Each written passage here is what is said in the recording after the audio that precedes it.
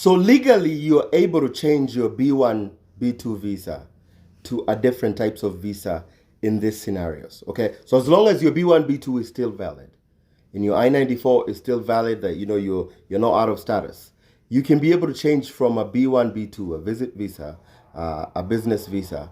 You can be able to change. You're able to change from a B1, B2 to an F1 visa. An F1 visa is a student visa. So if you're able to find a school and you apply to the school and the school is able to accept you and then provide you with an I-20, you can be able to take that I-20 to be able to apply to do an adjustment of status. Okay, and in the meantime, what you can also do is you can also apply for your visit visa to be extended as you navigate the process of changing from a B1, B2 to an F1, which is a student visa. The other way that you can also change is you can change from a B1, B2 to, let's say, you came in here and your intention was to just come here, vacation or do whatever you want to do, with your B1, B2 visa, but then you fell in love. You met somebody, you met a US citizen, and you fell in love, and you're not able to. It's true love. It's true love, and you found your person. You found your forever, and love is you can't fight love, and sometimes finding your soulmate is really difficult, and so you found the person. You found your person. There's no way you're gonna leave this world. It's like, I'm not going back home and leaving my person. Okay, so your intent was to just come in here and then go back, but then you fell in love.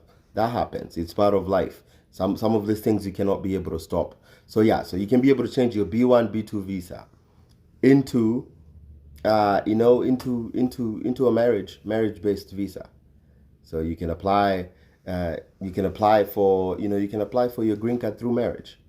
And if both of you are in the US, you don't have to see the way, if one of you is outside the US and one of you is inside the US, sometimes you kind of have to start with the I-130, and then after the I-130 you go through process by process. But if both of you are present in the US, you can send in all your documents at the same time. You can send in your I-130, your adjustment of status, the affidavit of support, everything to the you can send them everything in. You can send them to the USCIS to process them at the same time. So yeah, once again, your B1, B2 was, is still valid, but then you fell in love. That happens. Some of these things you cannot be able to stop. You can't stop them. So there is also another way that this is only for an E2 visa. This is where, so there's some treaties that some countries have with the US, and it allow, it's like, it's an investor E1, E2 visa. It's an investor visa, whereby this countries there's a list of countries and they have treaties with the US, and you come in here as an investor and you invest into the US, and there's a treaty that talks about it. In your home country, there's a list that is in the the list about the E visa. If your country qualifies, you can be able to change from a B1, B2 to the to the E visa. That's a possibility. The H1B visa, which is a work visa, is a little bit more complicated, because you have to find you can adjust from a B1, B2 to a H1B, but the likelihood of that happening and you still being in status is very, very very limited, because it's there's a whole process that goes into the H1B visa, and you only have 6 months in the US admitted as a B1, B2. So a lot of times you either have to go back into your home country and continue processing your H1B visa while you're outside the country.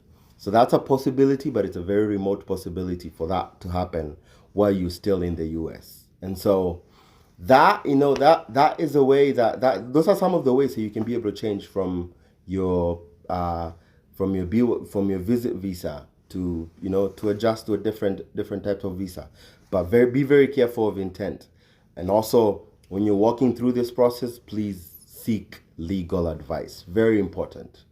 Some of these things sometimes they just go. You never know. You don't wanna just go hit a bump along the way, because this things can be very complicated. And now you get into the point where it gets even more complicated. Is sometimes some people overstay. This is where now you are like, it's red flags everywhere.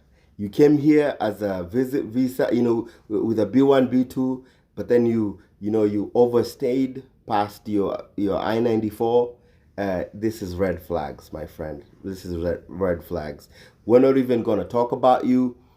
Seek legal advice. Contact a lawyer to be able to help you navigate that. Because then now that starts to get really complicated. And, a lot of times it might involve immigration court and all that stuff. And so, yeah. So, yeah, if you're in that special situation, I've seen people who've gone out of status and then changed, with the help of a lawyer, changed their status, and they've gotten their green card, they've gotten their citizenship. It happens. But please seek legal advice when you get to that point. That point that's a no-no. That's where I'll tell you that's not recommended. Don't do that. Don't do that, because they might deport you and blacklist you from coming back to the US, because then you get to the point of violating immigration laws, and that's not where you want to go. Again, to wrap up this video, intent. Your intention to get, if you go to if you apply for a B1, B2 visa, you're applying with the intention of going back to your home country. Very important, because then if you mix up everything and all that, you might end up getting yourself in hot soup. Okay, so what else I wanted to talk about so these are some of the visas, non-immigrant visas, that you're not able to actually change your status. So if you come to the US through these ways, you cannot be able to adjust your status. Okay, if you are admitted into the US through the visa waiver program, so the US has an agreement with some countries for the visa waiver program. They waive the visa. So if you came to the US with a visa waiver program, you cannot be able to change your non-immigrant status. You cannot be able, if you are admitted with a visa waiver program, you cannot be able to change your non-immigrant status. If you came in here as a crew member, which is a D, non-immigrant visa, if that's how you came into the US, you're not able to adjust your status. If you came in here in transit through the US, which is the C, non-immigrant visa, you're not able to. If you came into the US in transit, so you're in transiting in the US but without a visa, which is a TWOV, you cannot adjust. If you came in here with a fiancé, K1 visa, if you came in here with a K1 non-immigrant visa, K non-immigrant visa, you're not able to adjust. You're not able to, if you're admitted into the K1, you have to finish that process as a K1. You can't come in here as a spouse, as a fiancé visa, and then change it to an F1 visa. You cannot be able to do that. So you came in here with a fiancé visa, you have to finish the process, get married within the 90 days of you landing in the US, and then process your adjustment of status from that.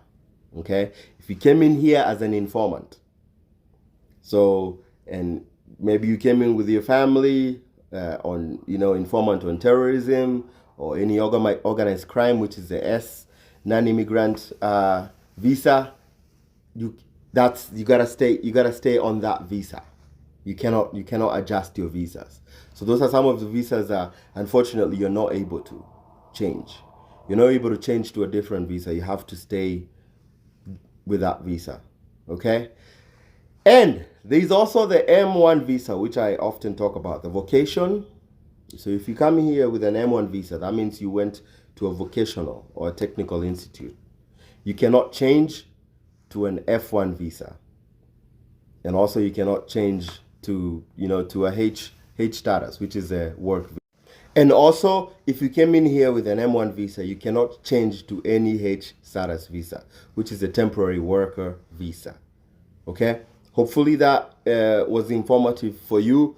If you haven't subscribed, please subscribe to my YouTube channel, hit that notification bell, and you'll get notified every time I post a video. Otherwise, hope you guys take care of yourself. Thank you.